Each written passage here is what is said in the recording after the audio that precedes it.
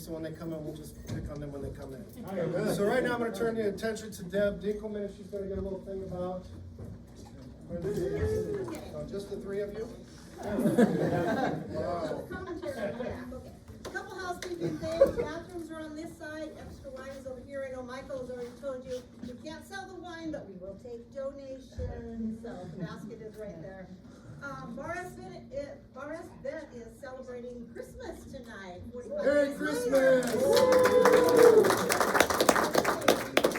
Merry Christmas! We wish you a Merry Christmas. We wish you a Merry Christmas and a Happy New Year.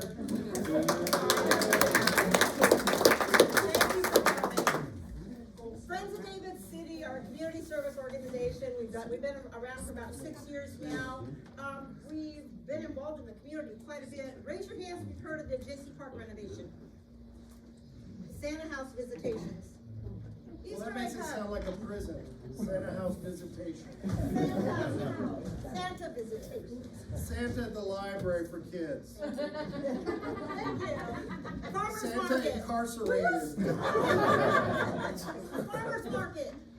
All right, these are all Friends of David City projects. So we're not an exclusive group. If you're interested in joining, we'd be glad to have you. And if you're looking for a night out, make some new friends, we're here for you. So check with any of us that are working around the kitchen tonight. Music in the Park is another one of our meetings. So, What about music in the park? we host it. What kind of music in the park? Bless Music in your the heart, park. I got your drink. Five times, once a month, starting in May, once in June, once in July. On a Sunday evening, we bring in musicians into the park. It's a free event. I'm getting exhausted listening.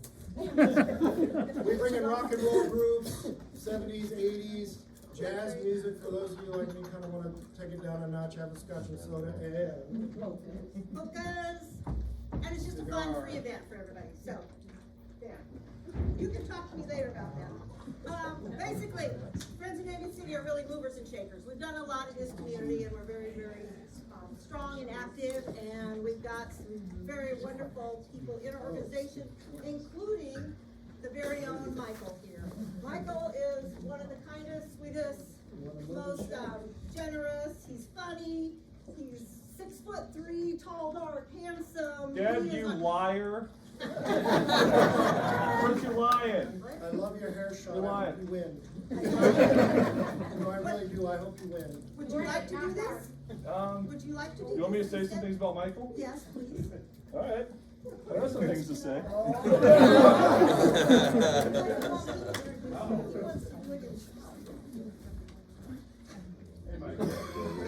So, let me preface this introduction with, he's getting even with me. So this is a guy, I tell true stories.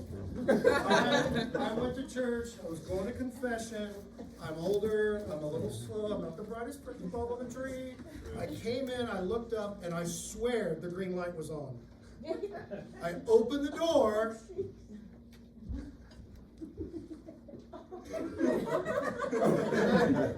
Without thinking, I said, "What are you doing? You're in my space. Get up and get out." And the priest is like, "You're bound by the confessional. If you heard anything he said," no, I'm not doing that. I'm not in there. I'm going to tell everything I heard. So if he does anything with his intro, you know why. That's the part about it was I haven't seen him for like months, so I'm like, Michael, hey, how's it going? Didn't know. Kind of forgot I was in confession, but yeah. I didn't confess anything. Anybody could have made the mistake, red light, green light. I agree that it was stupid for me to go, "What are you doing in there?" Just hang out. Yeah. Yeah, so I know Deb just wanted me to come just say a few things about Michael, and of course, you know, I was happy to, especially when I found out that the theme was about love and stuff. Because, yeah, I got some, yeah, who doesn't love love, you know? Yeah, love, man, come on. But, yeah, anyway, kind of reminds me of this one story. Me and Michael were walking one day, and we were approached by this religious sister, and, you know, she smiled at me and gave me a blessing, looked at Michael, threw some holy water on him, and then pulled one of these to repel you. And also, I'm like, Michael, what was that about, man? He's like, well, to tell you the truth, she was my ex-girlfriend. And I'm like, really? Well, I see that didn't really work out for you now, did it? And he's like, yeah, man, after one date, she decided to take a vow of poverty and chastity and just went to a convent, so she didn't have to deal with me anymore. I'm not a good date, I already told them. Well, I wear a ring to keep them away. I'm done, it's over. We're gonna get into that when we play this song. Yeah, and then I was like, well, at least it's just one of them, right? Well, then he's like, he tells me apparently a lot of his girlfriends are in the convent now. You know, whole convent full of them. So, I mean, Catholic Church thanks you, Michael. Okay, thank you for your service.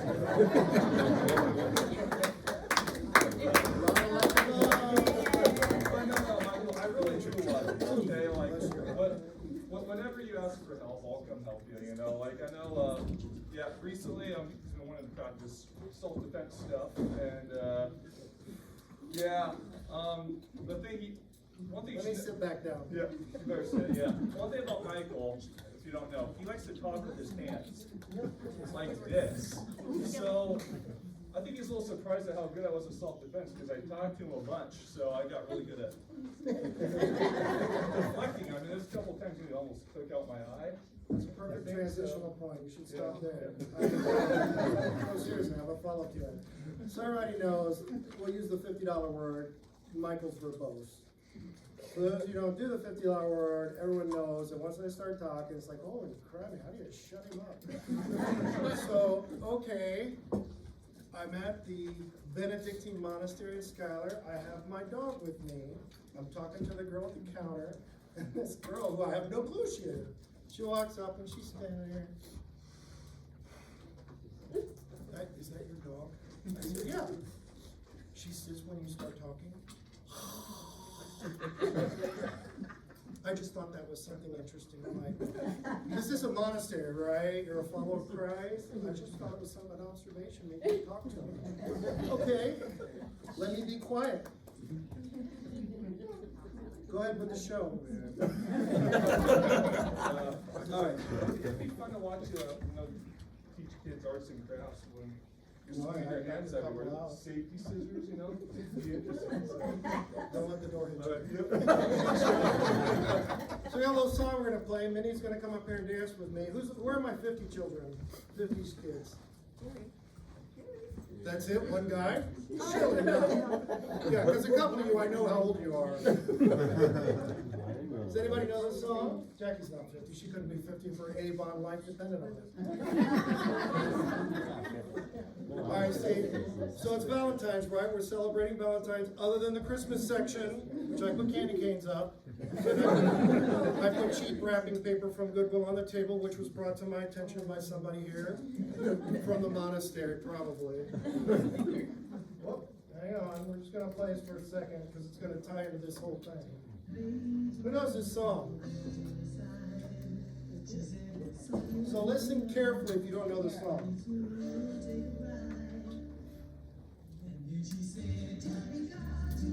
Jack, is this one?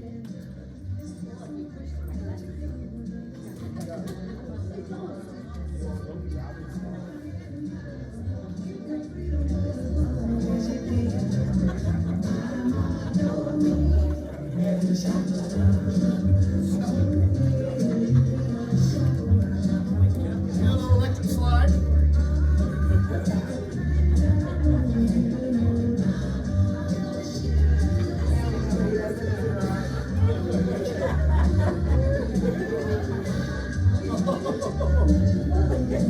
Somebody said, I heard it too, so he goes, it's 59, right?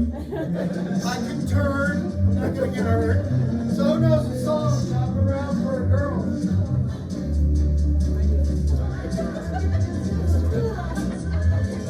Okay, we're gonna kill that. So let's get some fun going here. For those of you who don't know me, my name is Michael. Lachance. I do stand-up comedy. Sometimes it's funny, sometimes it's not. I cannot help it. For those of you who don't laugh, I will find you. Laughing and clapping is free. We talk about my mama told me, right, to find a date. When I was a teenager, I went on dates. It was very hard to get a date. And I never had any good luck dating. One girl I went out with, Sally, I took her out to a movie. We saw the movie, got in my pickup truck. We're driving back home. And at this time, this is Southwest Florida, so Fort Lauderdale area, right? And so I've got this pickup, I'm driving her home. Who knows anything about Florida? You know, we have like, occasionally we call them sun showers when they happen, or thunderstorms. They come on immediately, lightning, heavy raindrops, it's ugly. Well, it started to rain, and I really liked Sally, and the track team liked her, the football team liked her. I was president of the horse club, some of them liked her, but I got a date with her. So we're driving back, and I thought, I'm gonna do it, guys, I'm gonna pull off the road. You know, let's not be naive. My mini cousin is here, so I have to watch what I'm saying. This is my little cousin Kaylin, so we'll have tall talk, but then we'll have. So we stop. I pull off the road. I look at Sally. I say, Sally, you just make my heart warm. I think you're beautiful. I think that you're I gotta give you gotta give me a kiss. You know, I paid for the movie. Don't, you cannot tell me that. At least one or two of you out of this crowd has not pulled that. It's just a slip of the tongue. It's a guy that guarantees. Stop. The dollar night, come on. I just want a kiss, that's all. And she looked at me and she smiled, that Mona Lisa smile, you know, a little slim smile. And I thought, oh, here we go. And she leaned over and, no. Well, you know, a guy being a guy kind of ticked me off. I'm like, okay, well, you know, we lived in the country on acreage. And so this road, this Griffin Road that went west was horrible. Hills up and down. It was worse than the gravel around here. Potholes, dump trucks drove on it. And there was a massive, Florida has a lot of canals. Massive canal, 40 feet across, probably 30 feet deep. And all kind of accidents. And I don't know what came over me. I went, get out. And I did, you know, girls kind of like, I'm not getting out of this truck. She got out. Pouring rain, slammed the door, and she freaking made my mirror come in. Yeah, I got swing out mirrors. Do you have any idea how hard it is in those days in the 80s to have to get out and go around the truck and go, you know, you got automatic mirrors today, it's not a big deal, but if you got a pickup truck, a Ford F-150 with a 5 on the fly, it's like, thank you. So I, being a jerk, drove off and left her. I know, it's horrible. I drove off and left her in the rain. Marriage prospects are going right out the window. You know, I tried to turn the radio on and then I stopped the truck about a mile away and I felt horrible. I did the right thing at that point. Turned around, went back to her, came around, you know, rolled the window down. You have any idea what it takes? Please get in, I'm sorry. And the whole time she's, I don't know about today, but girls in my day, even in the 80s, we had some families, the girls wore dresses. They did not wear jeans. That was literally Paula Calloway in middle school, I remember. She was not allowed to wear jeans. She had to wear a dress. So she's wearing a dress, top, hair was done. It's all soaked. She is soaked and wet. She opens the door, gets in, sits down. She got water all over my seat.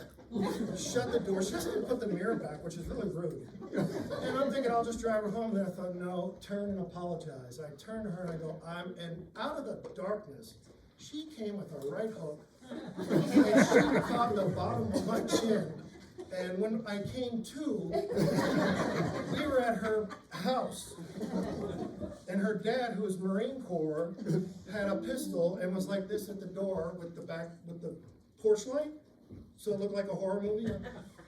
And all I heard was, do not ever come here again.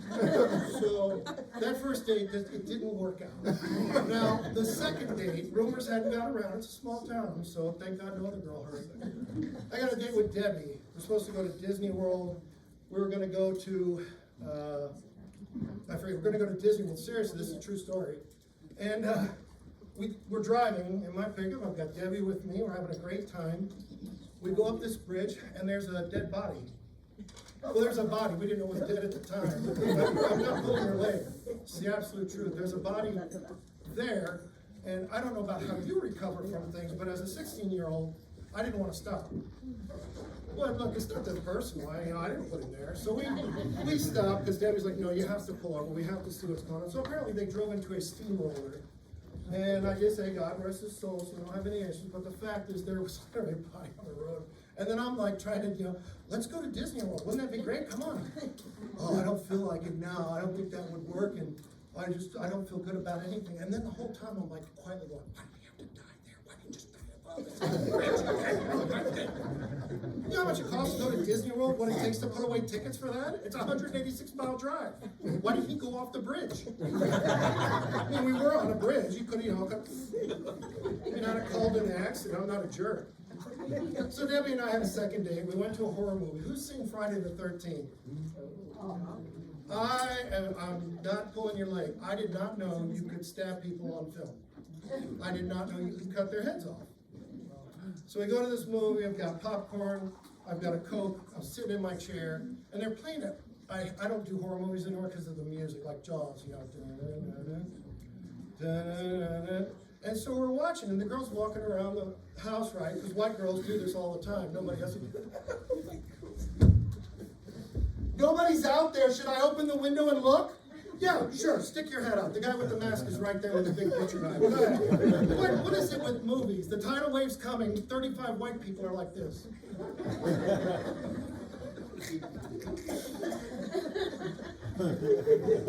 I don't know. No, it's, yeah. If you see a tidal wave coming, people, and you stay, I will call you out on Facebook. Kid climber, you're going to be the first on that list. If I see you looking and you're not moving, if you say I'm too old to run, I got too much going on.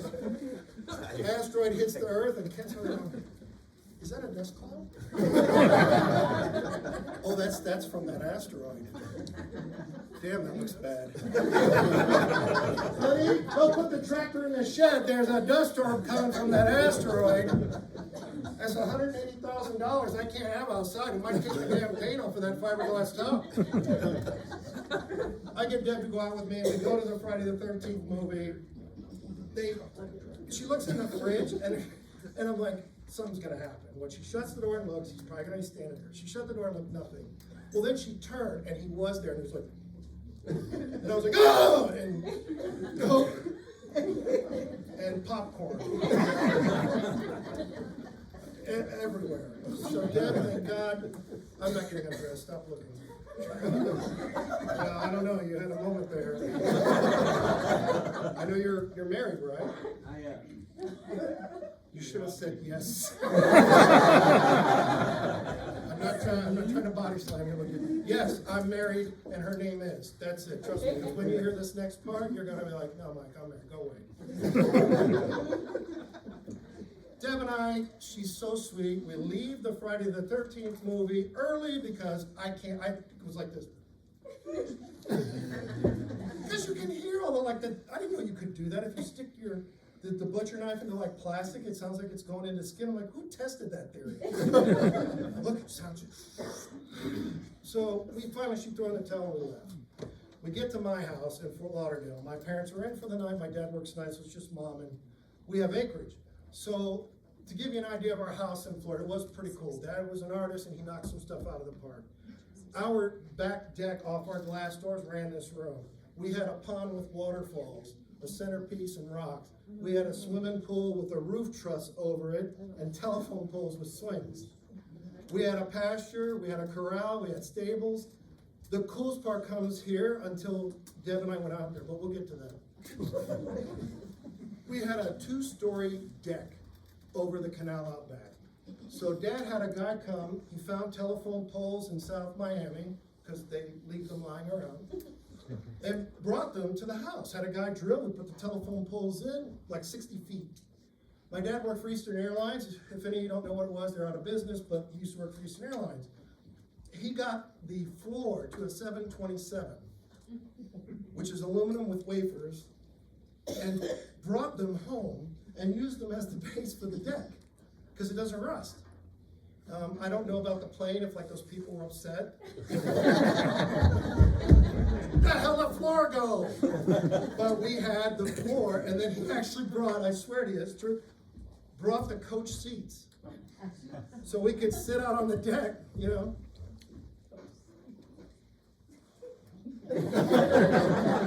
Seriously, my dad was creative.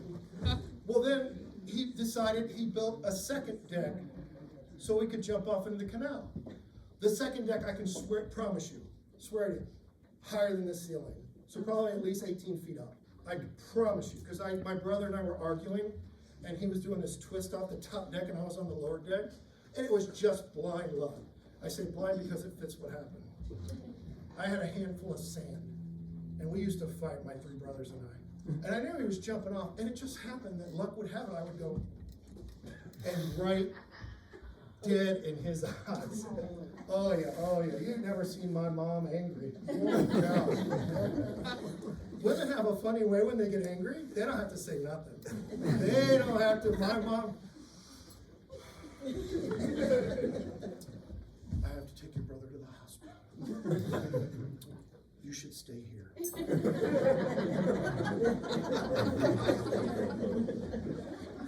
My mother was a classy lady, a loyal lady. She was born and bred in Nebraska, but you did not want to wrong her. My mother killed a water moccasin one time at the house in Florida. I'm like, you were late for school? No, Mom. Nope. No. So I get Debbie to go up to the top deck with me. Right? Beautiful views of we literally had Everglades behind our house. And if you were looking for a second date, and this is the truth, there was a women's penitentiary about 15 minutes away. That's funny. That's funny. When's the last time you got a date from a women's penitentiary? You want to know if you've got the guts or the courage, you go up to a fence line and go, hey, psst. It's electric or no? No. Come here, what's your name? No. Yeah, because in Florida, I was a sheriff's deputy, so I can tell you that anything over 365 days, murderers, rapists, women, they go to penitentiary. So there were some rough ladies there. So that was the only artificial light they got was over there. But we knew. So we go up to the top deck, Deb and I are sitting up there, and beautiful out, moonlit night. Crickets are there. It's Florida. You got all kind of wildlife. Water moccasins, rattlesnakes. We have Florida panthers. You're going to be all right. Doc's here. Not Doc Schwan, but somebody. All right, hang in there. 30 minutes. So I don't think I'm not a Don Rickles kind of comedian. If you know Don Rickles, he goes after people. It's not my cup of tea, but I will keep an eye on him. That's twice now. So Deb and I are sitting on the deck with our feet hanging over, and literally, if you don't know, we have snakes, black racers, blue racers, king snakes. King snakes are called that because they can kill any other snake, and nothing will happen to them. King cobras, whenever bite them, they're utterly impervious, so they're called kings. But they're non-venomous, so they can't hurt you. Coral snakes, red and yellow deadly fellow, black and yellow friendly fellow. That's how you knew if the one was dangerous or not. You had to know all that live in there. And then the canal, alligators. We literally, again, not pulling your leg. I had a pet alligator. Yeah, 2-footer. And then I had a pet raccoon. And then it was just a pet alligator. Look, it was the raccoon for a dime a dozen. So, but we had to give the alligator up. Florida Freshwater wanted it back. So Deb and I are on the top of the deck, right? Yes, Gary. How many? Show me again how long 2 foot is. And measurement. After I have the second cocktail, that python was so big, he could have ate the whole room. So we're up on the deck. It does get funny, right? Yeah, we're up on the deck. Deb and I are hanging out, talking. I'm sorry, who? What? If you talk, I'm coming at you. You said something.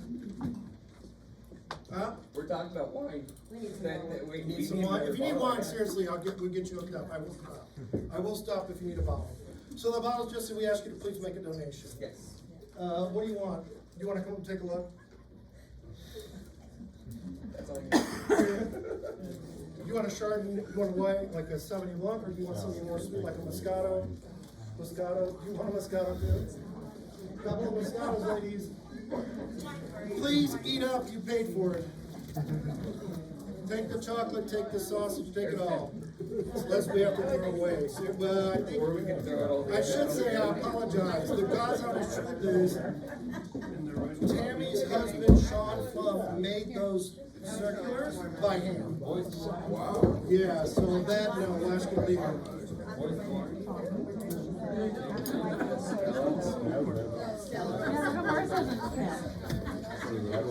All right, we're good? Thank you all for your patience. All right, so Deb and I are on the top deck. We're looking at our campsites. It's romantic. It's peaceful. Moonlit at night. We got some crickets chirping in the background, right? We're sitting up there, hands here, and no problem with kissing Deb. She was a kisser, so we're kissing. And just perfect, just perfect. I'm thinking about the days of us married and what the kids will look like with her hair. And well, she had that. Yeah, I brought nose hair trimmers to one of our dates, and she got all angry. Well, look, she was Italian. You can't help it. You gotta say something. So the polite thing to do is just put nose hair trimmers on the table. So, hang in there.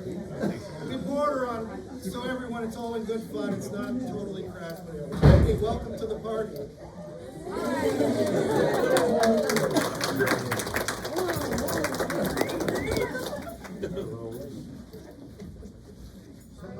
Yeah, all right, welcome. Just in time for a lesson on me.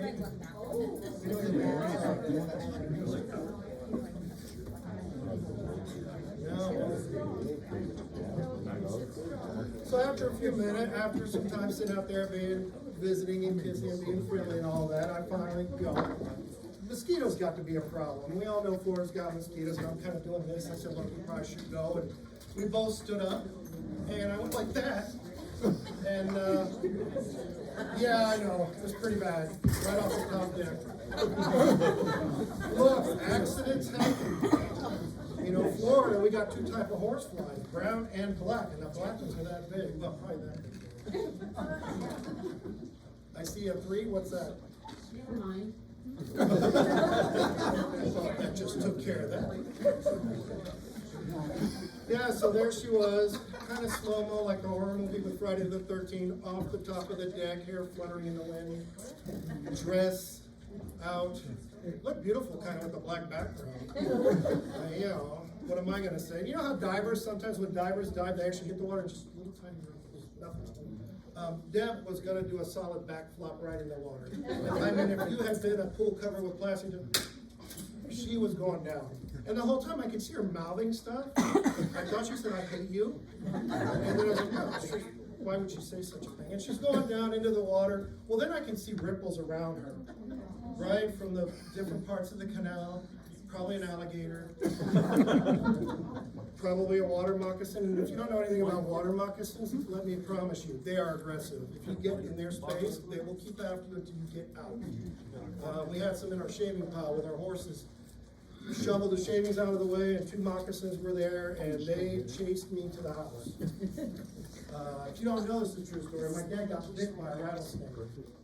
We had big insurance then, but we didn't get any money. He lived. But it is a true story. He got bit. I got angry and broke a pitchfork. He reached to get it, and the rattlesnake got him right on the hand. Turned his veins black. So Deb, down, hit the water. I thought I better go down, because I'm not jumping in. It's a canal, it's not like the ocean. She wasn't gonna drift anywhere. I got down there, and I'm like, you know, we have a boat ramp, so it kind of goes down at an angle, and I'm like, Deb, come here, go to the boat ramp. Go to the boat ramp. Gator. Finally got her to go, swim. I didn't realize she had the dress, was dragging her down. So I got a rope or something. And she got to the boat ramp, and she kind of had that look like Sally did, like she stood up. And we don't have seaweed in our canal, but we do have like weeds and brim that will feed off the fleshy parts. And she looked like she had like a cut, I don't know. So yeah, if you don't know brim, they're probably like carp, not carp. What's the? No, we have freshwater fish over near Wahoo. What's the Perch? Bluegill, crappie? Leeches, thank you, that's perfect, yeah, anyway. Got her to come up out of the water, I got her to the bow ramp, she was safe, and then she did say what she said, which is, I hate you. It's not a perfect world, people. So I was 17 at that time, you think, well, Michael, what happened to your dating life? My father and mother, rumors started to generate. My father said, we're going for a drive. I said, where are we going? We're going for a drive, we gotta talk. We stopped at the Air Force recruiting office, and my father got out, and what are we doing here? You're going away. And I was only 17, but apparently if your parent is with you, they can sign for you. And he signed for me. And like got me a job as a security policeman in the Air Force, which I did not want to do. And that was it. I got shipped off by December and turned 18, and I was out of the house and gone, and of course I guess the neighbors one less potential candidate for my daughter. So during my military career, I kind of kept to myself the first 3 years. I was stationed north of San Francisco, so you can guess where this is going to go. My buddy and I, we went out. You know, guys go out. We got in the car. We said, we'll go to San Francisco. We're going to go out. We go to downtown San Francisco. It's 1986. San Francisco is a little different then. It's not much different now, but at that time it was a little bit more liberal and different. And we went to the Blue Dolphin Bar and Grill drag show. I didn't get that whole part at the end. I just got the Dolphin Bar and Grill. And we went inside and there was some kind of ceremony going on, and he and I are standing there and we're drinking a beer and we're looking at the women and we're just thinking, big women in here. Some of them got like an excessive makeup, like bright red lips, and just disturbing. And you know, and then we hear, you may now kiss. And I looked at him, I looked at her, I think we should leave. Well, apparently we were married during a ceremony at the Blue Dolphin. I don't know if it's legit, but I do know we left. Yeah, and then unfortunately it doesn't get any better. So I got transferred to Belgium. I speak French, and the military found out about it. They needed a liaison to work with the Belgian military. If you're a staff sergeant, non-commissioned officer in the Air Force, you can put down where you want to go. Where are my military people? What branch? Oh. I remember you in the shadow. With Sally. Anybody else? Thank you very much for your service. Who else we got military? Anybody? Regards, thank you very much for your service. What branch? Navy. God bless you. I can't stand being on a boat. My brother did 10 years on the USS Duluth, and no thank you. No. And I went on a sub. What boat were you on? USS Saratoga was No kidding, the really? ship that my squadron on, but I was actually in the F-14 squadron. Holy cow. Yeah. Well, thank you. Oh, yeah. Tom Cruise. You flew out 14 Tomcats. I launched and recovered them. Where did they go? Huh? When you said launch, the Marine guy's going, well, they don't always make it off the deck. You know, yeah, because I was at San Diego at North Island, and we went on the boat with the captain of the USS Constellation, which is a massive carrier, and he said there were times when, if the deck was full and they needed the deck, they push aircraft right off the, you know, 35 million up now, right off the deck. And I just was blown away by that. He was like, no, the deck's got to be cleared. If they can't get it down below, off it goes. Wow, taxpayer dollars hard at work. So, okay. Anyway, so I got orders, and I looked at the orders, and I had put down MacDill Air Force Base, Eglin Air Force Base, Patrick Air Force Base, all bases in Florida. And I got Belgium Air Base, somewhere in North Florida. Does anybody know where Belgium is? Anybody? It's north of frickin' France. So I go to my first sergeant, I'm like, what? Where is Belgium? Is that like north of Orlando? South of Homestead, and I just listened, he goes, you're an idiot. It's in Europe, you're gonna go work for NATO. On purpose? You told them you speak French. I said, I put that down as a courtesy. Well, guess what? They need a liaison to the Belgian military. Okay, fine. So I'm dressed for Florida, shorts, my Nike sneakers, tank top, Air Force hat. I get on a Pan Am 747 out of New York Kennedy Airport over to Belgium. I get on the bus, and I do speak French, so I get on the bus, and the bus are like, oh, no, I can't, skip to the back, go to the back. Right, Jane? But she doesn't speak French. I have some Canadian cousin in here, so. Anyway, so lo and behold, I thought I'm in another country, what can come, what can hurt if I start dating again? I don't think that's funny. Excuse me. She's Doc, boy. Guess if I ever come back to your building. No, my puppy dog's here with her head bent backwards watching. So I went out. Now, I met a lovely East German girl, Helga, Von Trapp. You think, Michael, you're full of it. No, I'm not. I'm telling you the truth. 1987, Europe. The wall is still up. Those of you who don't know, the East German wall is still up. Checkpoint Charlie still exists. And we had East Germans, spies, at our disco clubs, meeting with the American guys, going, oh, you're so handsome, you're beautiful. I think you're the most beautiful man in the world. I think you're gorgeous. What do you do on base? I'm a security policeman. Oh, that's fantastic. I think you should, maybe I can go on base with you and check the base. Maybe you could show me and give me a tour. Sure, why not? So I took her to a brand new weapons storage area where we keep notes. For those of you who leave here and share that, you will be targeted. Okay, because really the story in public was, we can neither confirm nor deny whether there are any nuclear weapons located at Florence Air Base, Belgium. So they're there. No, we can neither confirm nor deny the existence of nuclear weapons at the base. But I will tell you, I don't know either. So $6 billion of your taxpayer dollars during the Reagan administration built a weapons storage area for the Belgians. That was part of the deal, that if we gave them the base, they give us rights to hang out there and put, we call them specials, and they are special.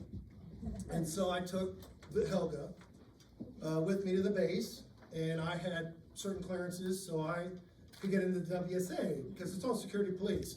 At that time in our field, there were no women that were not allowed in our career field. And we were an isolated group. We were not allowed to socialize or be with anybody else on base. We were, security police were in their own thing. So if I came to the gate, I'm like, go ahead. I took her in, we went to what's called Central Security Control.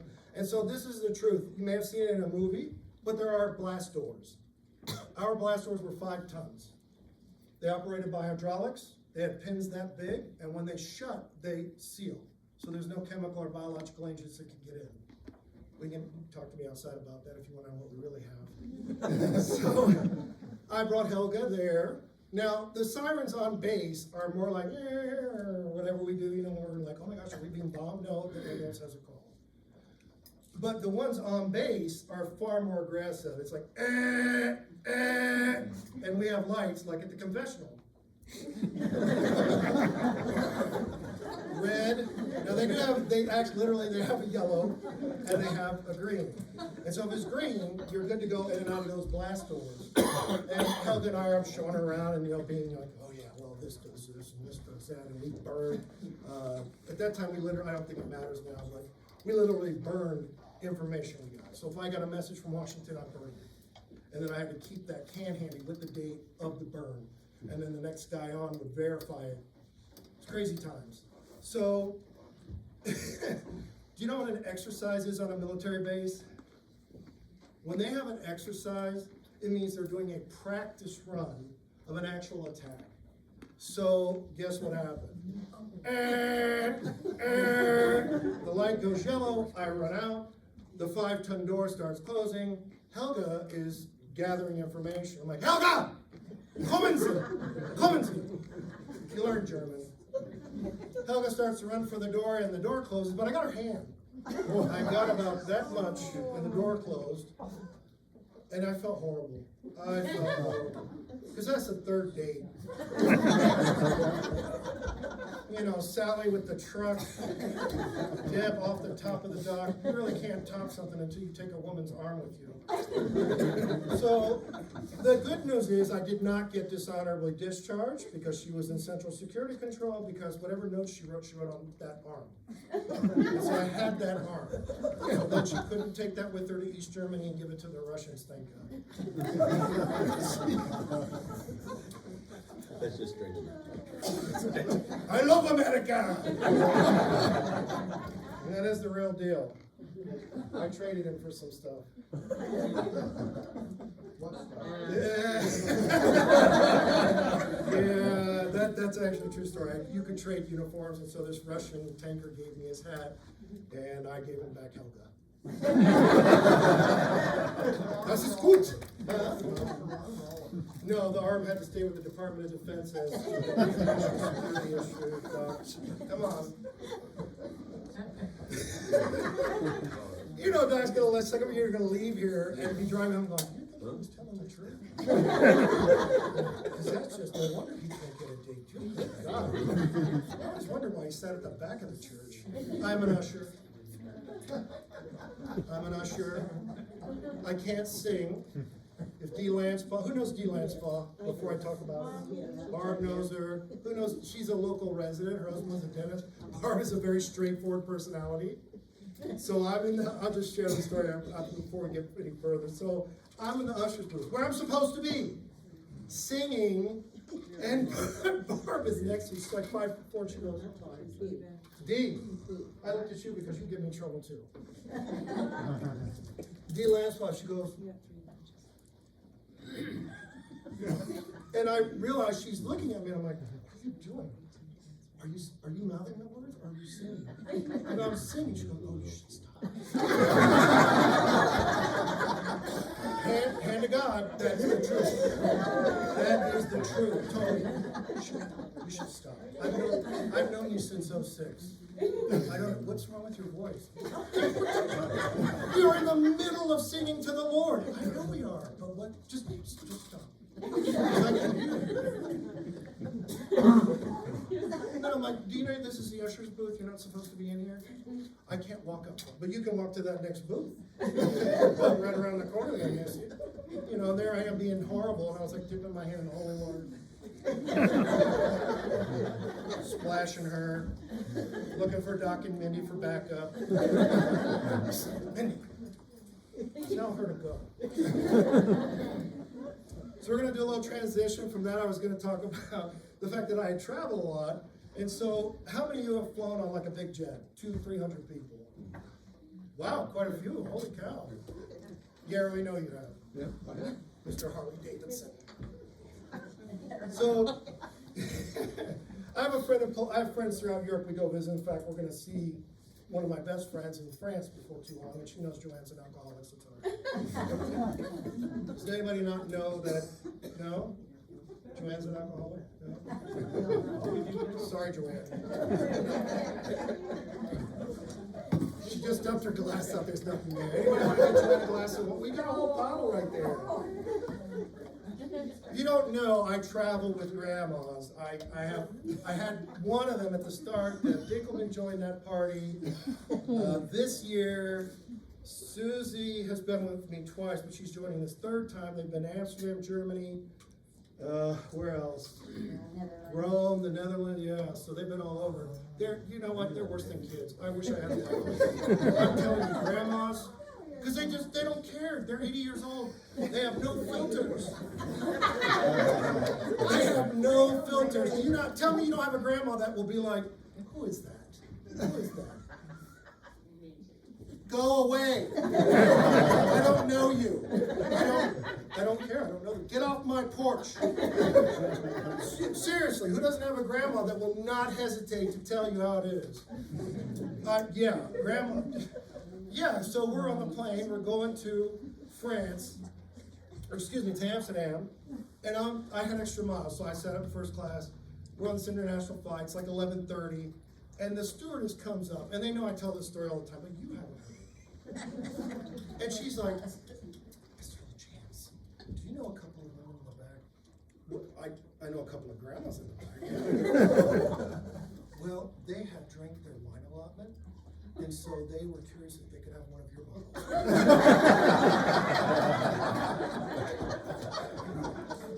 I look at the time, it's 11:30. I've had my chocolate chip cookie service. And I'm like, seriously? She goes, oh, they're up. So I get up.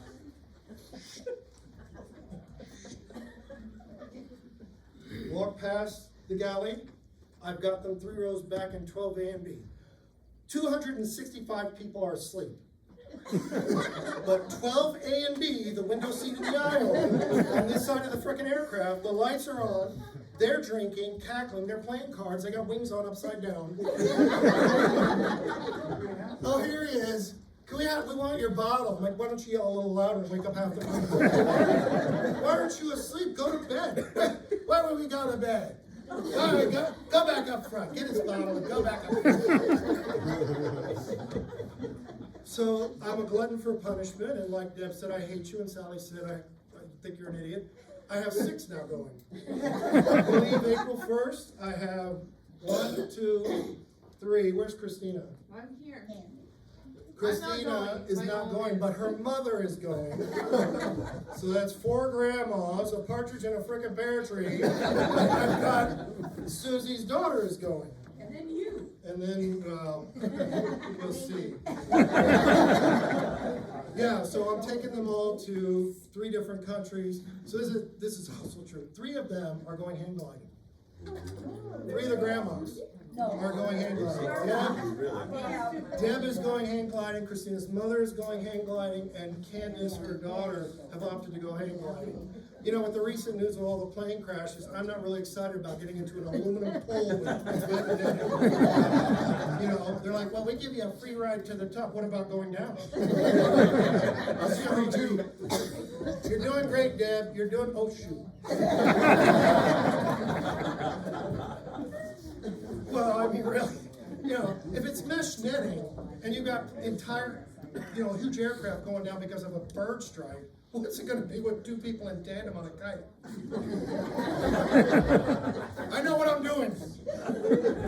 You know? Yeah, so I got this trip coming up, and holy cow, if anybody wants to come on and babysit, I'm looking for takers. Seriously. If you think you can handle these 2, she actually confronted a French army guy at the United States Embassy. She's got her tablet out. I can't use my phone. She's got her tablet. I said, Joanne, you can't film here. I can too. I'm an American. But you're on the French side of the fence. My Marine Corps guy probably knows exactly what I'm talking about. You can't be on the French side of the U.S. Embassy. You have to be on the American side because that is technically American soil. And then you can take all the pictures you want. Joanne's there. There's a guard down there with the machine gun. She's got this freaking tablet, which Joanne, you can't film here. I'm gonna film. You know, you cannot, there's a sign, cannot take pictures of her. I'm an American citizen. I can take pictures if I want to take pictures. I'm gonna take pictures. And then this guy over here, this French guy's like, Madame, no, don't do that, Madame. I'm an American citizen. I can take any pictures I want. So ask her if the guy goes, est-ce que tu connais la femme ici? No. I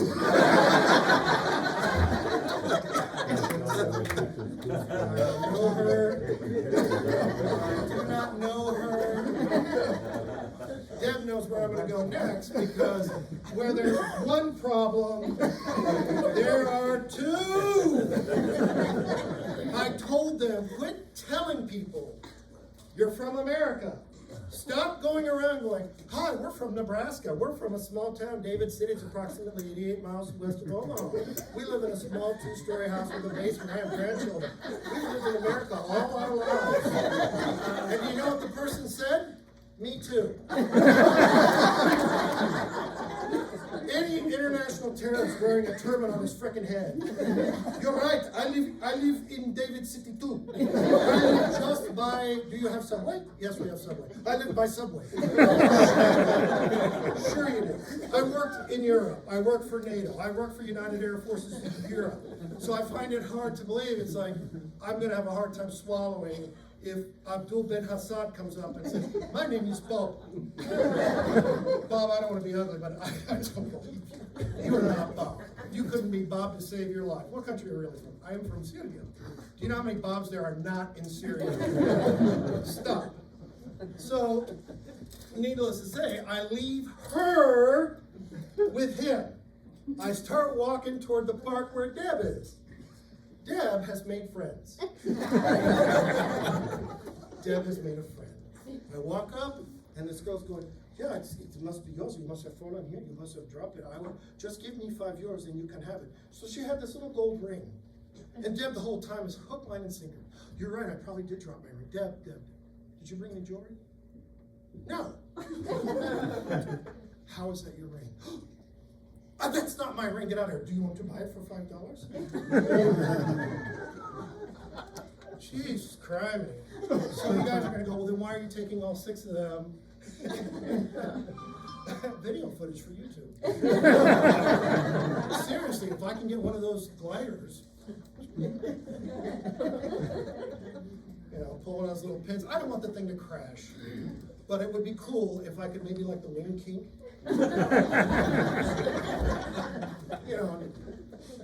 Oh, this is going to be a lot of hits on YouTube. Watch this. Don't call me out for being ugly. All right, are you enjoying yourselves? Yes. Yeah. You want to hear a really cool story? This is the truth about this is my literal French grandma. His name is France. So you think, well, how weird could it get at this point? My grandma lived in Hendersonville, North Carolina, grossly independent woman. She left Quebec, Canada with her kids and moved to Miami, Florida. Did not speak a word of English. Heavy French accent. My dad is not an American citizen, he's an immigrant. He has a green card. So if you want some money, go tell him he's lost his visa. So my grandma is 87. We're at her house in Florida. She has high ceilings. My grandma, she's this kind of a soul where if she wants something, either you're going to help her get it or she's going to do it herself. And if it means that it means she has to enter the lion's pen to get a ball, she's going to do it still. Dale, don't you move, you filthy ugly. And she'll get the ball. So she's got some Christmas decorations up in the attic. We're there with my aunt, her daughter, and she says, I want my Christmas decorations. I said, Grandma, you don't have a lot. I haven't got that. Okay, well, that's like 12 feet. We'll come back in an hour, we'll get you taken care of. We come back in an hour, guess what she done? She drug the aluminum ladder in, somehow got it jammed up into the roof, there's holes all over the drywall, and she's up there pushing her balls out.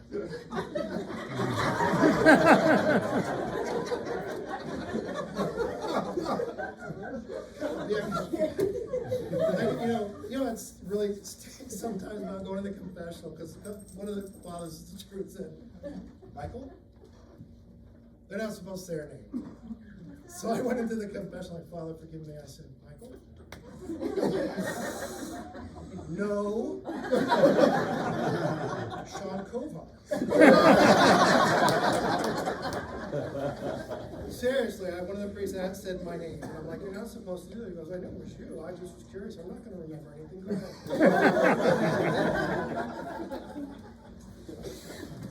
ahead. So the big deal comes this time. Grandma, we moved her to Hendersonville, North Carolina from Florida. She wants to go lay out in the back of her townhome.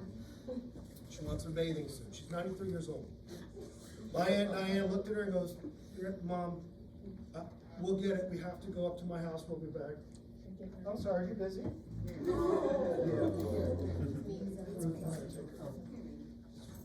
So, yeah. So, Grandma, we're at my aunt's house on this mountain home she's got, and also phone rings. Do you know France Lachance? Yes. We have your mother in custody. My name is Officer so-and-so. There are no lies here. You can look it up. I'm with the Hendersonville Police Department and we have your grandmother in custody. My grandmother's 93 years old. She weighs 105 pounds. What could you possibly ask my grandma for? And my aunt's like, we'll be right there. It's just a 5-minute drive. We pull up. There are 3 Hendersonville black and whites. We have an audience. We go into the house. The porch is at the back door, and we're walking back. She's in a robe. And I thought, oh my God. What did she do? She has a, what is it, 18-hole golf course behind her place. So this is the 8th fairway. Grandma was angry that we did not respond to her timely request for her bikini. She took her lawn chair from her back porch. I will do what I want to do. Wait. I will strip her, and she took her clothes off. And she laid out on the 8th fairway. If you were a golfer on that day, God bless you, because I'm gonna line this putt up, Rich. Jesus.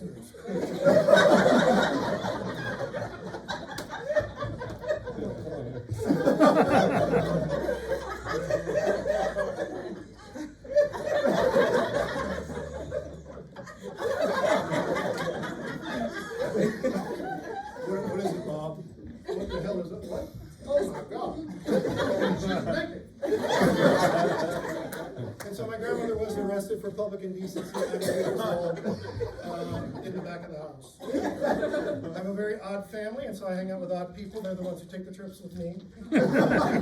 My cousin's here, but we're not going to talk about her just yet. No, I promise I would not talk. She's my cousin. I love her, and I promised her I wouldn't talk about our trip to Disney. Although I did take Joanne to Disney. I'm an American. I can take a picture of Mickey Mouse if I want to take a picture of Mickey Mouse. There's nothing you're going to do to stop me from taking a picture of Mickey Mouse. Sure, okay, have at it. Okay, so we're going to have a little break here for a second. We're not going to stop the show, but we're going to do a card trick. I have to find a couple people, or one person anyway, somebody new, to help me with this card trick. Who's good with tricks? Tricks are for kids.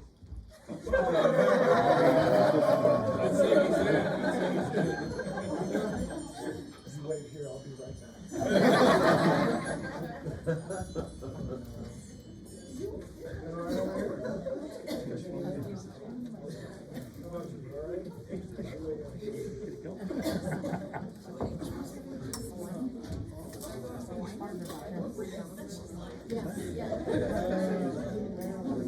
Anybody need to use the restroom? Now's a good time while I get set up.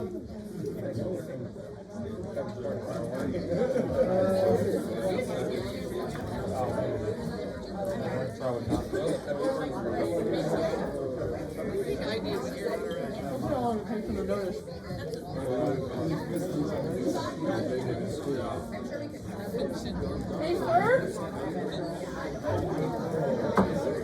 No.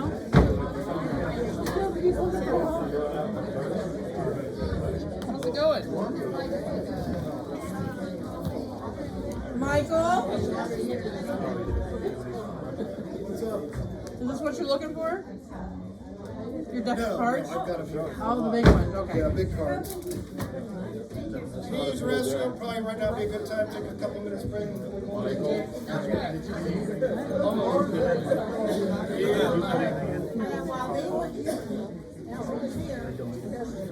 If you have any questions, we'll be taking them later today.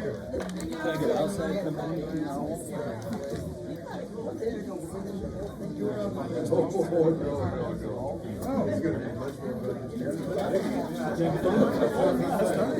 Anybody? No. Anybody want to take a chance? Best thing out of Alabama. Who has a college education in here? All right, you're fired. Nobody. The interstate.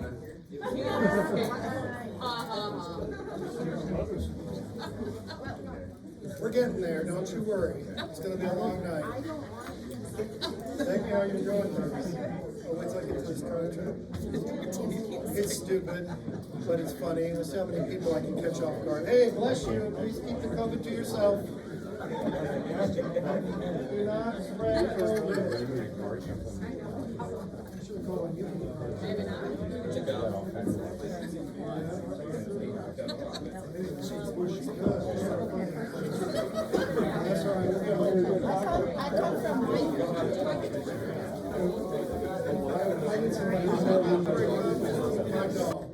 Sean comes to visit, we're having a nice talk, he leaves, my dog gets up and she's growling.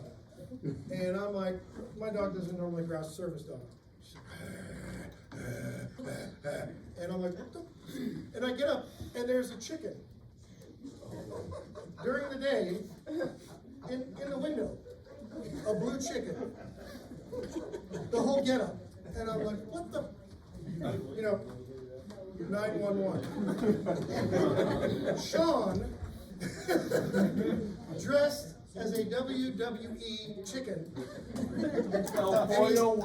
I swear to you, so he's in the, I have the picture, he's in the window like this.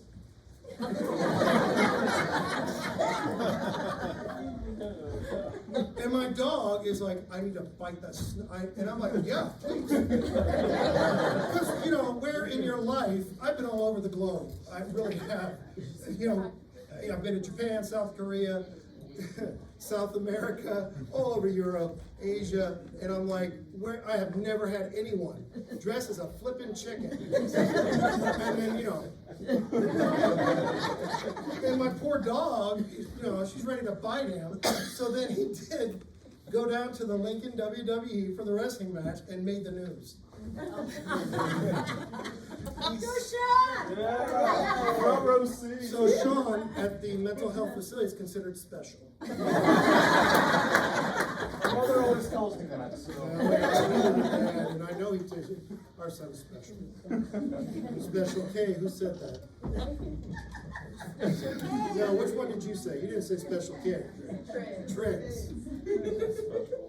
When I worked as a sheriff deputy in Florida, Dania Beach had a lot of tricks. A lot of girls doing tricks. Yeah, a lot of arrests in those days. Not every one of them was a woman. It's a very different time in 1988 in Fort Lauderdale with being a cop. Holy cow. So here's a true story for you. Best friend Jamie Garrison, he's a sheriff's deputy, he works with me. So if you don't know, you can have two types of accidents as a cop. You can have contributable or non-contributable. Non-contributable is what you want, because if it's contributable, you're responsible. Jamie, we have take-home cars when I was a sheriff.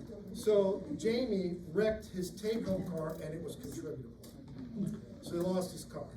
He got 30 days suspension, he got a walking patrol. Do you have any idea how hot it is to be in a bulletproof vest, front and back, with a flap? Because you don't know with a flap, I mean, you've got the vest, right? Solid piece of steel. Something's burning. I can smell it. It's not. Somebody should have eaten the salmon. So Jamie is on a walking foot patrol at US Sample Road US 1, which is kind of the heart of like Fort Lauderdale, Pompano Beach. There is a car chase going on. I'm with Jamie giving him a break. He's sitting in my car, air conditioner to cool him down. It's 3 o'clock in the morning. There's a car chase. Rule of thumb in Florida is if the city, were you in there farting? Brett, did you break one in the bathroom? Because something was burning out here.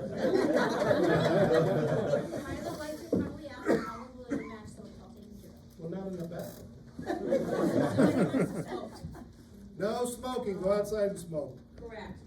So Jamie is in my car taking a break.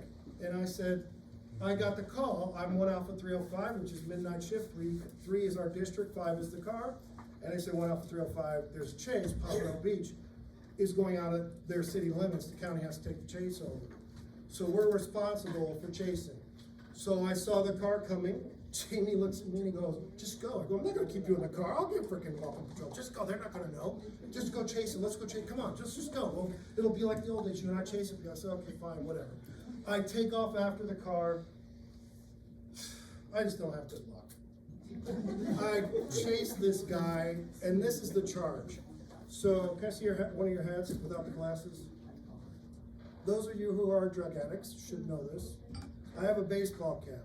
I'm selling you narcotics. When you take the narcotics, I go, hey, thank you. What does that do? It alerts the guys that are the detectives as well as the marked units, because you cannot arrest somebody undercover without marked cars around to tell them that it's a real arrest, that they're not trying to steal your drugs. So guy takes the cap off, this guy's trying to buy crack cocaine, he flees, I pick up the chase. Jamie Garrison's in the car with me. We are chasing this guy over to North Fort Lauderdale into Deerfield Beach. This is where it got bad for me. He went into the Deerfield Beach County Cemetery. I didn't kill nobody. They're already dead. But he did. He went into Deerfield Beach Cemetery, ran into some headstones with this 1998 Pontiac Lachance wagon. In those days, those Lachance wagons were small, but they were solid. Solid like a 77 Caprice Classic wagon. So when he hit a stone, like knocked the corner off. Hit another stone, knocked it over, drove over towards the car, kept going. We're chasing him. And it's good to have a partner in the car because I'll call in, I'm driving, excuse me. They're calling in. Went out for 305, we're northbound 6. Went out for 305, speeds are now in excess of 100 miles, and we were over 100 miles an hour a couple times. So we get him into a cul-de-sac. So that's it, right? Jamie and I are in the car, we go into the cul-de-sac, he goes right up into this carport and wrecks. Jamie says, I'm gonna go across the car, I'll go over this way, you go over here and see if you can't cut him off. Got out, go around, and I catch him at the chain link fence. Chain link fence are all over the floor. Catch him with chain link fence, it's done, stop. Take him back to my patrol car to take him into custody. Normally, nobody of authority ever comes out. Like lieutenant, captain, my lieutenant is there. And he is in French we call it balde-fils. You know what it means? Oh. Means a screwball. Balde-fils literally means screwball. It could be something else, but it's a clean shot. I can't use the bad language. And then I would have to go to confession, and who knows if Sean will be there. So, needless to say, my lieutenant is there. I'm with the guy, and Jamie is there. And my lieutenant literally walks up, and he always had to think about crossing his arms. All right, what went down? Well, we went here, went this, and he goes, what are you doing here? Well, and Jamie put this show on. Give me a minute, Lieutenant. I heard the call, and I saw the car go by, and I knew Mike had to go after him, and I thought, you know what, I'm going to help out. And I started jogging up US 1, and sir, I swear to you, it was tough with the vest on, but I jogged, and I went into a dead run, and I knew they were up north of Deerfield. Hang on a minute, sir. and I came to help him. And my lieutenant, the hand went up. You jogged 7 miles. On a police chase over 100 miles an hour, and you arrived here when he got here. Well, I didn't say I arrived here when he got here. Hang on a minute, sir. He's pulling on his vest and let the heat out, because that's what you do that. You pull on your shirt and let the heat out of your vest. And I'm like, this idiot, he was in the car. This guy's running his mouth. I'm like, you shut up, fella. He was in the car. No, he was. You know what you're talking about. Bit the snot. Because in our day, it was like, you've got to learn to behave and stop committing felonies. Now it's, everybody with their cameras, and you can't do any police behavioral therapy. The good old days. We used to leave seatbelts off, and then we'd slam on the brakes and be like, go! Oh, all right. Yeah, I bet that metal grate was hard on your face. So, I didn't say I did it, I just was giving you an example. So Jamie tells the lieutenant, this true story. So that's what happened. Deputy Lachance, before I take action, are you going to tell me that's what happened?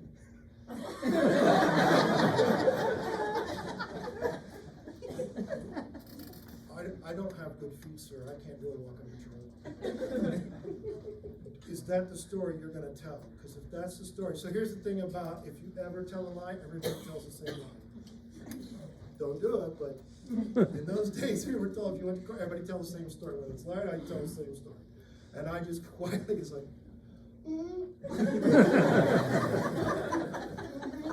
Okay, So I'm not gonna use the curse word, but he said, let me get this right, you're not gonna change this bull story, and you're sticking to this, that he ran 7 miles, 100-mile-an-hour car chase. It happened. I just wanna get this clear in my head, because I have to tell the same story that you're telling, and so I get burned, like, we understand what's in there. Okay, all right, is there anything else? Nope. So, yeah, Jamie, we wrote it that I was in pursuit. And, oh, so this, God's honest truth. I got a letter from the mayor of Deerfield Beach banning me from the city. Seriously, okay, she wrote my sheriff, she's like, Deputy Lachance violated our cemetery by destroying private property and damaged grass and destroyed. If he hadn't have pursued this guy, we would have lost 22 headstones. If he comes into the city limits of Deerfield Beach, he will immediately be taken into custody. And I'm like, you try to pull me over with my police car. No, I will ram you. I'm not stopping. Yeah. You watch Cops, right? You think, is that real? No. That's what you watch on Cops started in my county.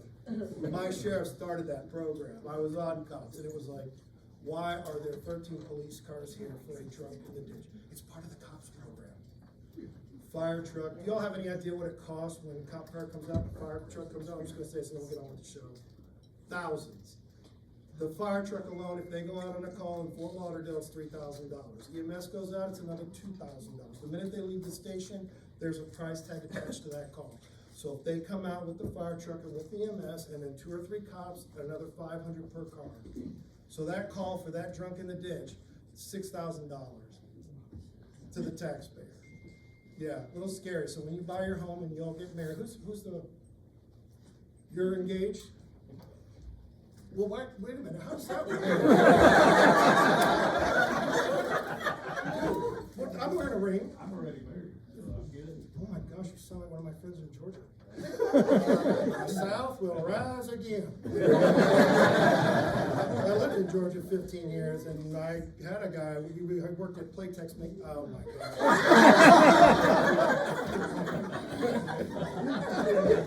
It's just, you know what, how late do you want to stay?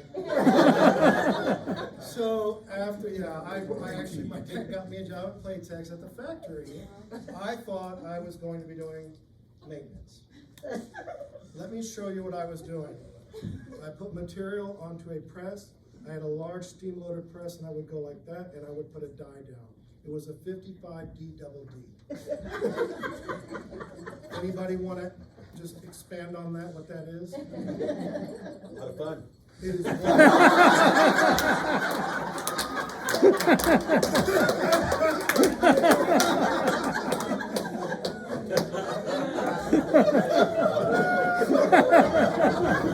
that was one side thing. You have any idea what the weight? So the weight to lift the die, it was 8 pounds. So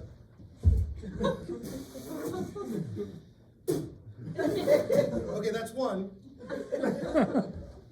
2. So the ones that went to Walmart, they got a sticker that said, what is it, value, whatever. But those same material cuts went to Victoria's Secret. So that $23 one at Walmart was $65. That's not what they did. Put the label on. But yeah, 55D double Ds were sent to South America. And I was responsible for cutting bras. And the guy in charge of me was a born and bred Georgia boy. And he would come up, how's your mama doing? How's your family? I said, they're all good. How's your ditty? I don't dance. No, your ditty, your mama and your ditty. Don't you have a ditty?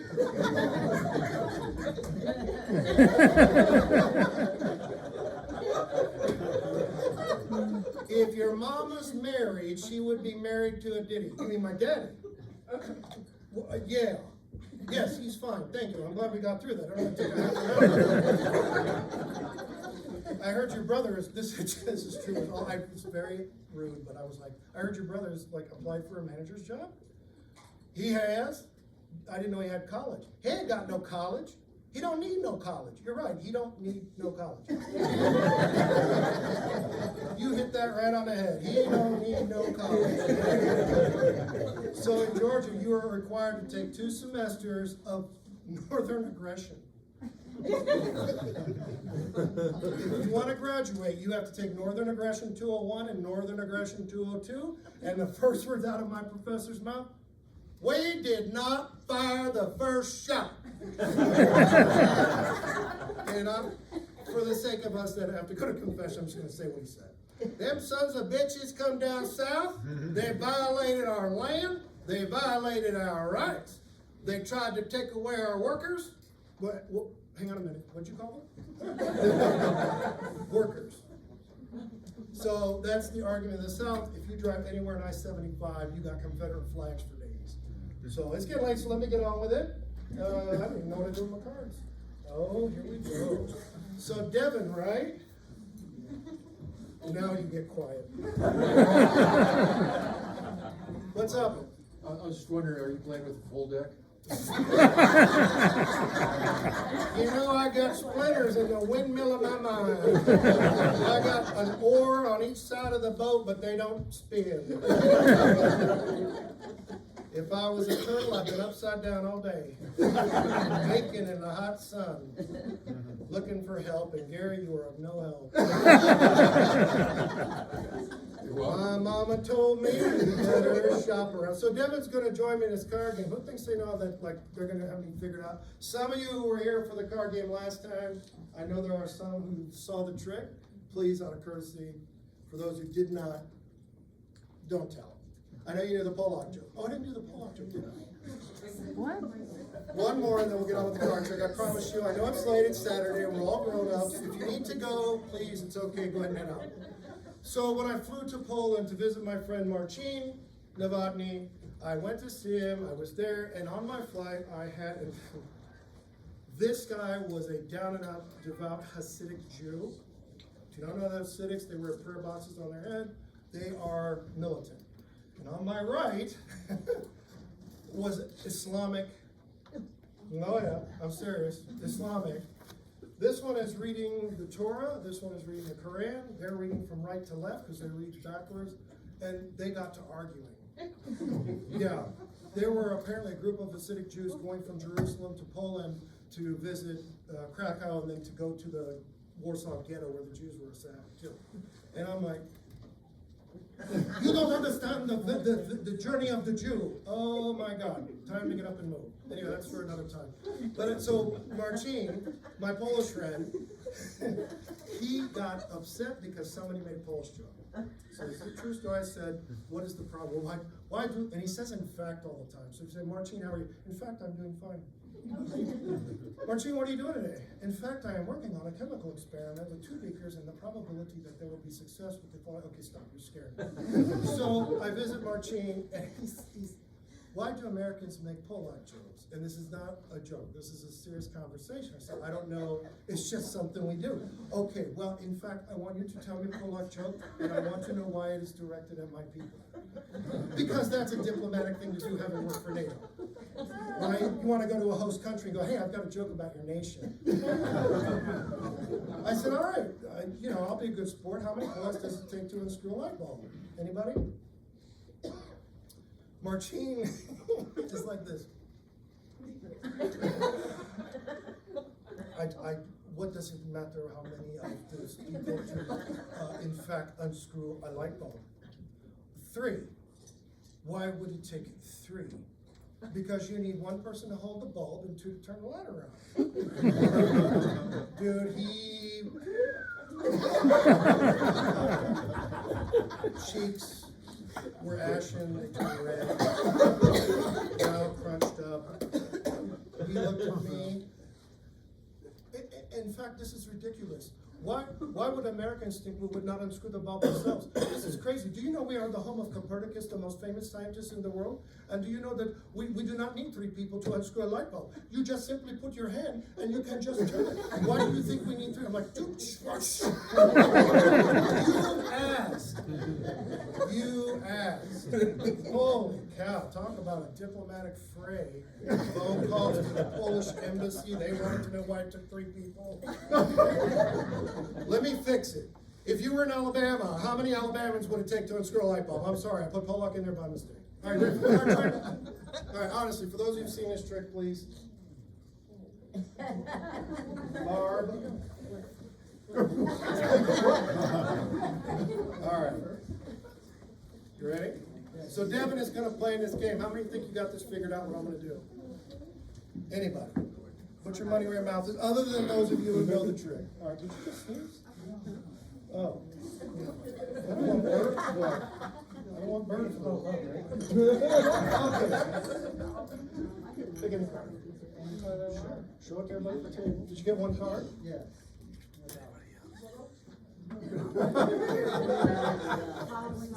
All right. You have enough? Putting it back. Right? Now she just-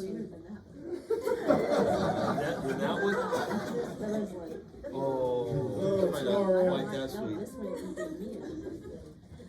No, this one's kind of like in the middle. I think. That's right. You don't need one. Ask my friend.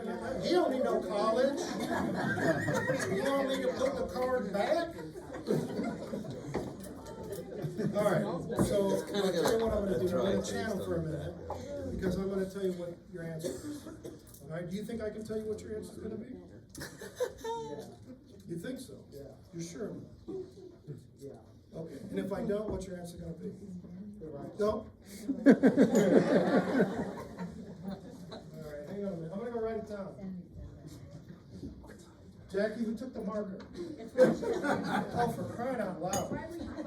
You know, it's hard to do a show and keep people here for 2 hours when you don't have your stuff together.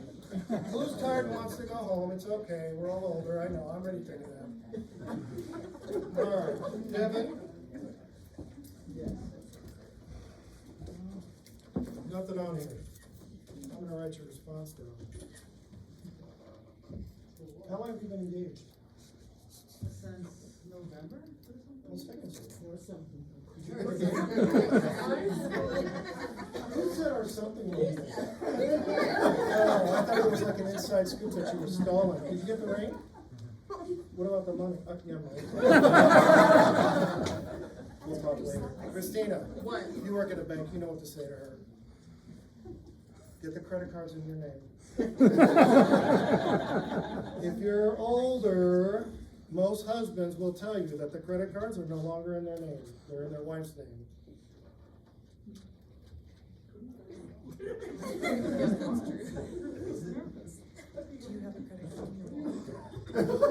Correct.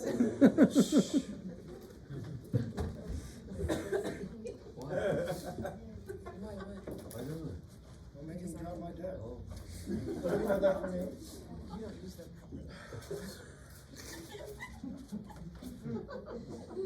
Is she all right? No. Would you like me to call somebody, honey? I don't feel like you're good. You know, we call it Baker's Act in Florida when we have to commit people for mental health concerns. Myers Act is if you're drunk, but Baker's Act is when you've lost your nut. She's just a squirrel in a tree and she doesn't know where to go. Tail up, running around. So I'm gonna ask you, because I think I have your card, and your response probably would be, yes, that's my card, right? Yeah. You're nervous? That's a tough one, that sounded like high school. No, I don't know what she did when I took her. Is that your card? No.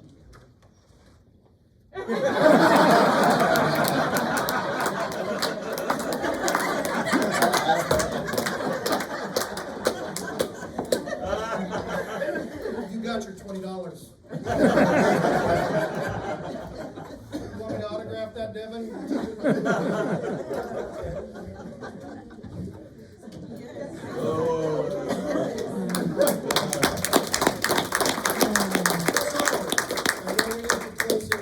It's nearing the top of the hour, so I have one star. I got to do Christmas stuff for the Schwan group.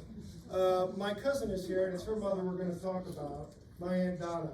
My Aunt Donna was the kind of gal you could call, and you're only gonna know this because you've got a family member that's in this boat, right? You call and you say, Aunt Donna, how are you? Well, this morning I made 24 apple pies. I was out picking peaches, and I picked 4 5-gallon drums of peaches. And then I butchered 22 chickens, and this morning I got the meals over, and we cooked beans, and I've been able to get the beans out to the community. And after that, I think I'm gonna take John, we're gonna go to lunch, and then we'll be back to pick corn. Seething. How about you? I'm at Starbucks having a coffee, and I really haven't done squats since. So, really, I love my Aunt Donna. Linda knows I'm having some fun here, but that is my Aunt Donna. I've canned 22, right down the list. I was out in the garden, I killed 6 snakes, she hated snakes. My Aunt Donna kept a hoe on that lawn tractor.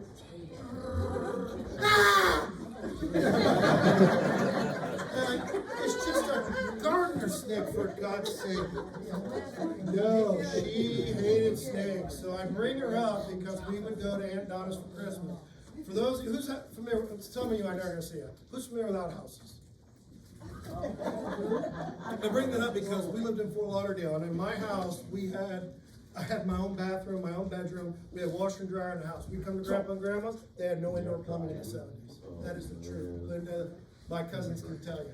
We would come to Grandma and Grandpa's, and it was like Little House on the Prairie. Do you have any water? They had what was that thing called by the, no, the barrel, the rain barrel. We had the rain barrel on the side of the house, and there was a metal thing, and they'd walk over, get it, and take a drink, and I thought, no, yeah, because, yeah, Grandma saved rainwater, wash her hair, and one day I'm wandering around the house at like, I don't know, 10, 11 o'clock, and I'm like, well, that's a pantry. And Grandma still using wood burning stoves, swear to you. Stove still in the house, did use it at the time through the 70s. Could cook on it like nobody's business. Wander around the house, Grandpa goes, what are you doing? I said, I'm looking for the bathroom. Oh, all right. I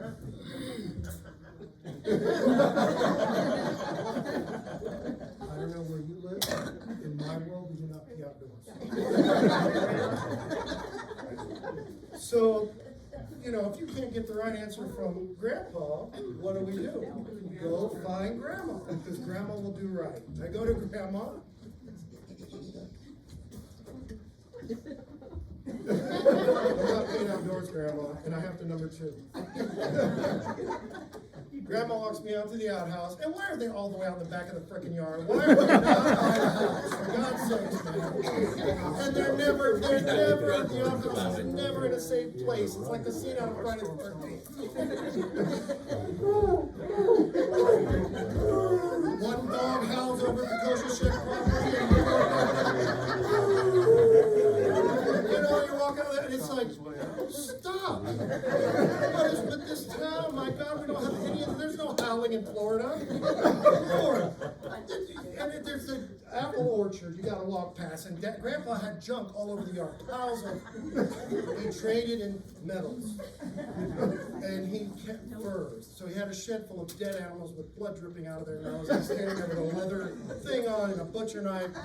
You kids want to go with Grandpa Hunt? No. And he never knew my name. I was always frickin' Skipper Pete. Skipper Pete, you want to come here and help me electrocute some worms? I'm sorry, Grandpa. We want to go out in the morning, we'll go fishing. Let's electrocute some worms.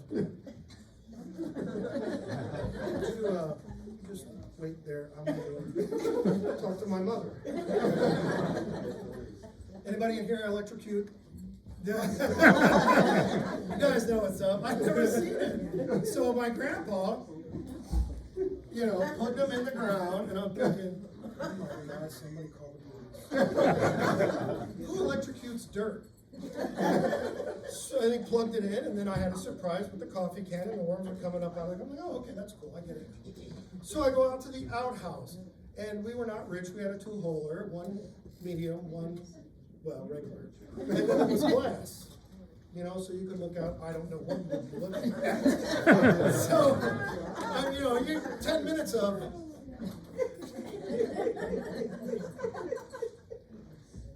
I can't do this. Because I can't see Florida, one thing I couldn't stand was if I went swimming, sometimes if you got far enough out, you can see the bottom of the water. If you were swimming in the ocean, you can't see the bottom. I'm not cool with that. I'd seen Jaws.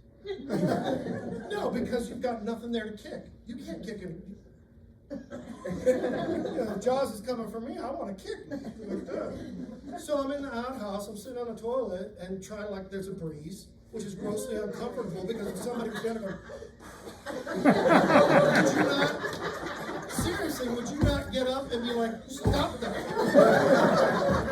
You know, like, I don't understand what you need to knock that off on a punch somebody.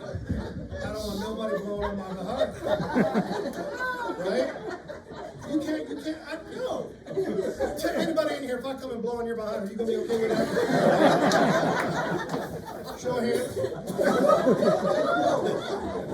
So tomorrow morning, this will be a conversation. Michael was so, he asked me if I ever blow on his behind. Pay for that show? Well, really, those of you who've used an outhouse, right? There is a breeze, and in the winter, it is far more difficult to get comfortable on wood. So I dropped trowel, sat down. There are noises, and I just don't, because I had to stay in foxholes in South America, and there are always noises. And when you hear noises, is that a guy coming to kill me? Is it an enemy combatant? Is it a local villager? You know, and I'm like, Ex-girlfriend. it's a rabbit. You know, no, seriously. In the nighttime, you hear stuff. It's like, shh, shh, shh. Okay, that's Friday the 13th. So we know that's not a rabbit. So I'm sitting there, and my grandpa, I mean, God bless him, I love my grandpa's Arlie Haskell, neatest guy in the world. I mean, he taught me hunting, fishing, you name it. That glass? Skipper Pete, are you all right there? It's taking forever. Any of you comfortable with, you know, this imposing shadow comes over your eyes, and all you see is like the highlights in the moonlight of like cheek and teeth. Are you all right in there? Are you done? Oh my gosh, stop. Not you, like you're all right. I know that look, and she thought I was talking to her. Sorry. All right, dog moment. So needless to say, it's like, oh my gosh, so back to Donna and Christmas. Donna had an outhouse, the white one out back, which never complained to a relative who is over you that you have nothing to do. Don't do it. 9 years old. Hey Donna, we got nothing to do. Oh, okay. I got each of you a pail. I've got each of you a pail, a cute metal pail. We thought that was cool. We're like, a pail, how wonderful. And then we went out and picked up sticks for 4 hours.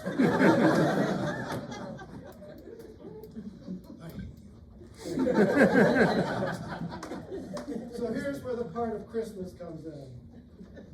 Dr. Lawrence. My Aunt Donna, I guess she wanted us to be exposed to the reality of how you live in Nebraska, because we go to the supermarket for food. So she's got all the chickens out, and we're petting the chickens, and we're loving on the chickens, and they're warm, and they're hard to eat. You know where I'm going, but hang on a minute, it gets weird. And stupidly, we're like, I'm naming this one Jane. I'm gonna name that one Bob. And Donna rolls out a stump, she sits on that, she gets us a couple of stumps.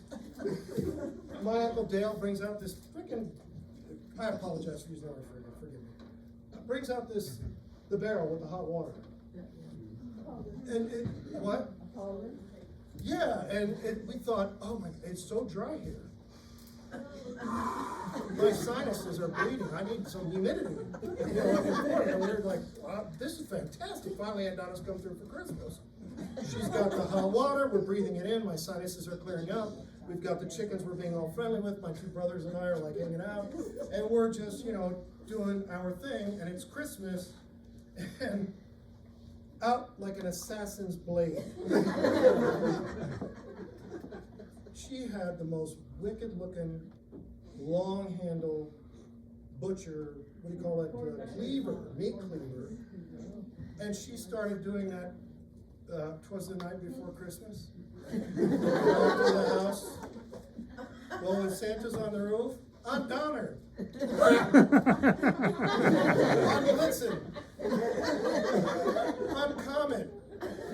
And blood splatter across our faces.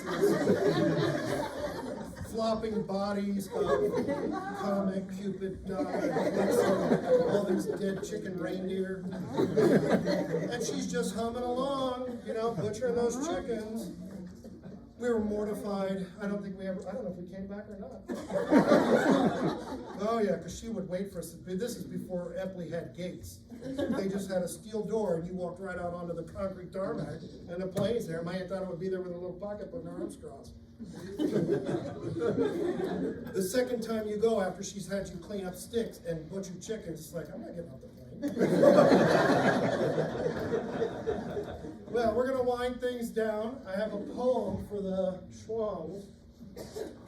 Oh yeah, for your Christmas thing. We ready? Because they're here for their Christmas party. Yeah, so let's on a serious note, thank you all. I know it's a lot to come up here. I know a lot of you drove some miles. Brent, my cousins have come from the Dakotas. Thank you very, very much for all you did tonight. So the wood tables, Tammy, where's she at? Her husband, her husband, Sean, actually handmade those centerpieces. Charcuterie board. Very nice. I mentioned it because Friends of David City, we put a lot of personal stuff into this. So the music in the park and everything else, helping out with BCAP and they've helped us out. Ken Clymer and all his guys are super generous to the organization. So if you're looking for jazz in the park, if you're looking to help out with the county or the city limits, even if you live out of the county, we're grateful for anything you offer, or you start somewhere you live and connect with us. Our website is www.friendsdavidcity.com. Membership's $25. I'm not updating the website. It's $25 a year. It's $25 a year. But we do a lot for the kids here. So those of you, it's tough to work with people who don't know how to market. Lifetime payment of $25 doesn't work that good. So if you're local to David City and you're going to have kids at some point, it's something to think about because we did build the kids' park up north of town. We have renovated some of the swings. We have renovated some of the kids' rides and stuff, which is a very big deal. So just some food for thought. If you're local and you want to join and help us out, that'd be great. We're always looking for volunteers too. So let's get this poem and let's call it night. Everybody's getting kind of tired. So I'm sorry, am I interrupting?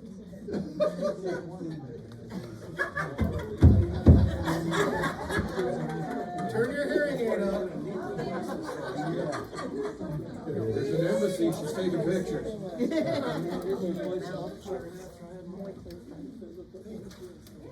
'Twas the night before Christmas, went all through the house. Not a creature was stirring, maybe not your house.